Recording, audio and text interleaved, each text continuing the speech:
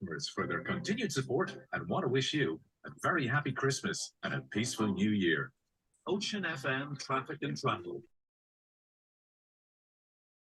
Stein Inn Cinemas Bundoran, now serving pizza, hot dogs, ice cream and more to your seat. Find out more at Eclipse. It is time to join our man at the movies, Collie McFadden, for the last time this year with the very latest from Eclipse Cinemas in Bundoran. How are you? How you doing, Jamie? I was just when you wake up, yeah.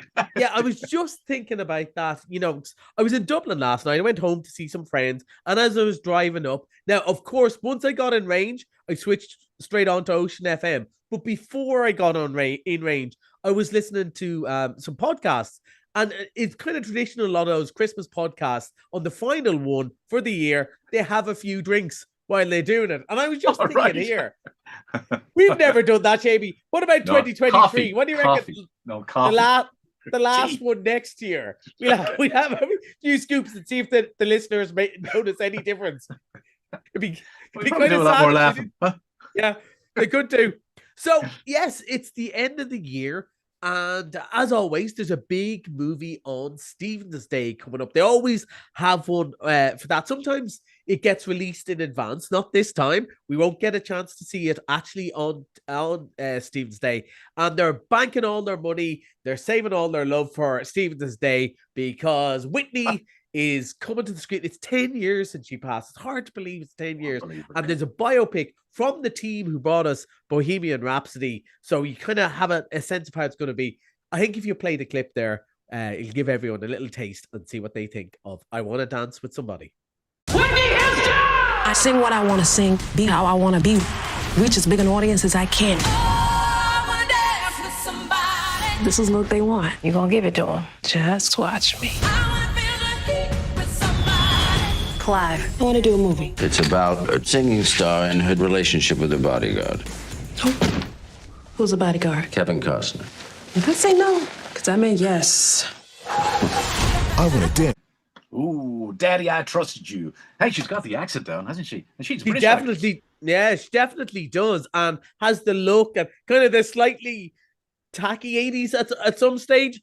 But I'm very interested to see this movie. Now, we've talked a lot about sort of biopics over the last couple of years. There's been quite a lot of them. And one of the things we've talked about a lot of them have taken sort of different angles at the movie, like Elvis, which we might mention later, which was kind of from Tom Parker's view and so on. This is much more like Bohemian Rhapsody, like the Aretha Franklin movie, which you really liked. That was around this time last year. This is much more the straight story of Whitney's rise to fame. And of course, you know, it's not without tragedy, unfortunately.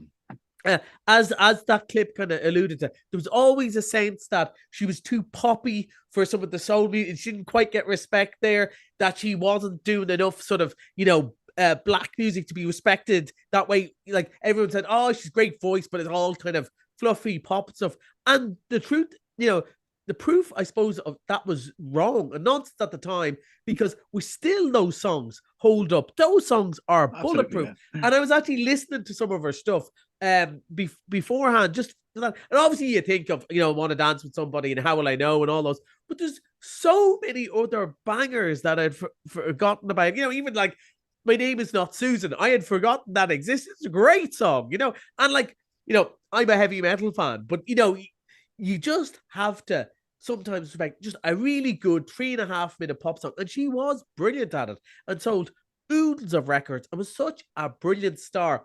And one of the things I watched last night when I came in, might have been from the pub, thinking about today, was I know there's a central part of the movie. It's a famous version of the American national anthem she did at the Super Bowl. And I watched it on YouTube last night. And I must admit, I teared up because it's just, there's something about the power of sheer raw talent. And it's such a tragedy that she's gone so early, you know?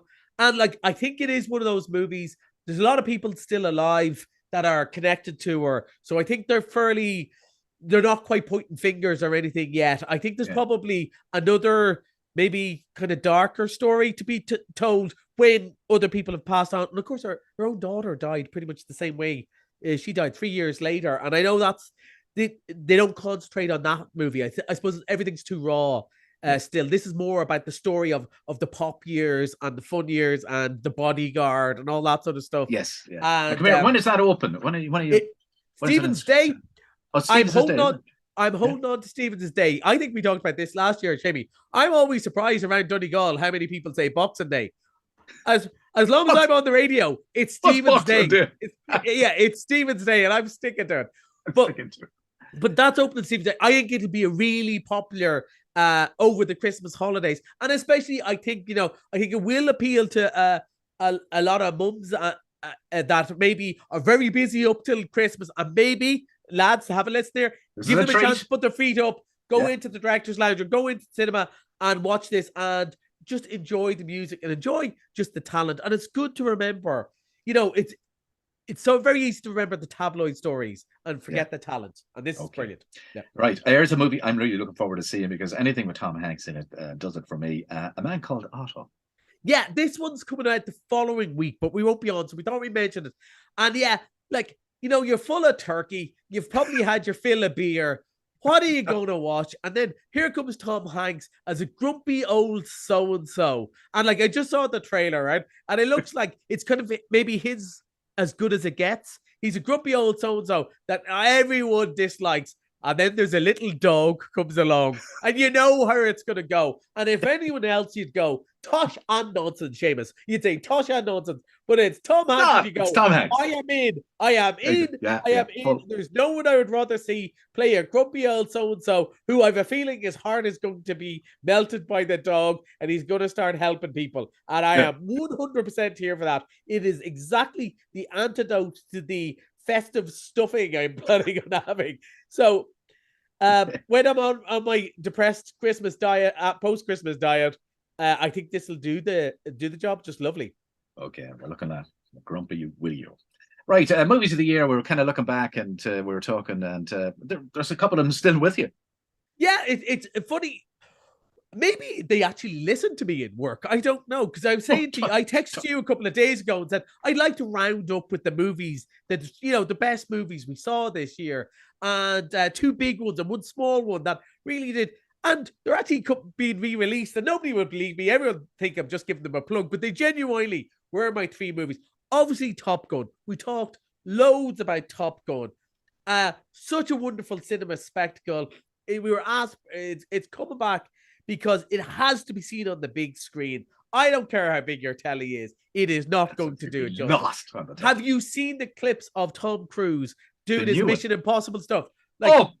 He's turned into, and I'm stealing this from somebody else, he has turned into Buster Keaton. He realizes, he's a very smart man, he realizes cinema is about spectacle anymore, and small movies maybe are as good on your telly. So you gotta wow them to get them in. He certainly did it with Top Gun. I think along the same lines, Elvis, which both you and I raps lyrical about so much this year. I went to it twice, so that says enough. Yeah, and it's just the music, and again, it had such a crossover audience. People who, they vaguely knew who Elvis was. They knew the jokey, fat Elvis from the Vegas days, and then were blown away to see, what he did bring to the table all of those years and how talented he was. And again, how maybe that talent was always best used. And the one I want to mention, you probably saw yesterday, it has been shortlisted for the Oscars. We said it on day one, Jamie. Yes. We said we think it might do something.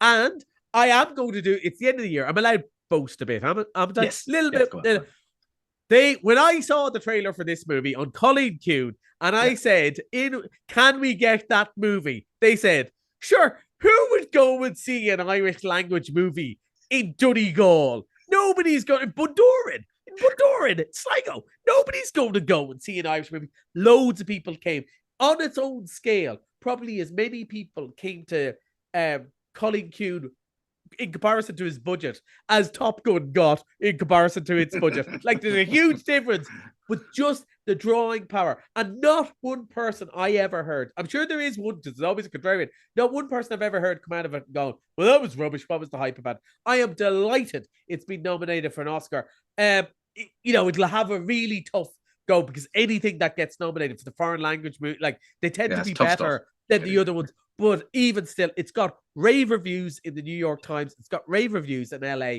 And it's just brilliant to hear. And to try and see all these Americans try to say on Collie. They generally call it the quiet Collie girl. June. Oh, yeah. But even when they have to say like Koch, they really struggle. It's brilliant. And I love that it's there. And I'd love if people were going to go and see any of these over Christmas, it'd be great if you could go and see Sport Our Own. It's like buy a voucher for a local shop over Christmas and go support our own. Absolutely. Okay. It's been a good year in the movies, hasn't it? I think it's been one of obviously we've had COVID and all that sort of stuff. Oh, yeah. I think it's been a particularly exciting year. Probably the superhero stuff was a bit boring, but you know what? It was great to have something else in instead. And I love the fact Top Gun and Elvis just made our summer, and it was absolutely brilliant. And there's some really interesting movies next year, but sure, we'll talk about that in 2023, Seamie. 2023 we'll be talking. That is Collie on movies, our last one for the year, but we will be back in the new year. Hopefully they'll renew his contract and renew my contract.